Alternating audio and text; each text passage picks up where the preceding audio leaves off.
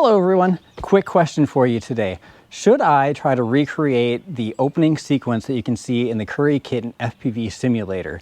And if you're not familiar with it, it's the one where he's flying the drone and it crashes through all these big white cubes with the Curry Kitten logo on it. And I just happen to have a bunch of these white styrofoam coolers and some of the white boxes that they came in. And I could probably set up a decent sized wall here, although I can't do it today because it's too windy. And as I set these up a little bit, wind gusts come in and just knock them right down the hill. So I'm wondering, should I give this a shot? And if I do, what should I use? Should I use my 5-inch drone? Should I use the cinewhoop? Which one do you think would make the better shot?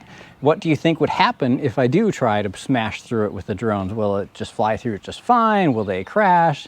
I'm really curious to know what you guys think. So if you guys think I should do it, leave me a comment in the comment section below this video and let me know what you think will happen.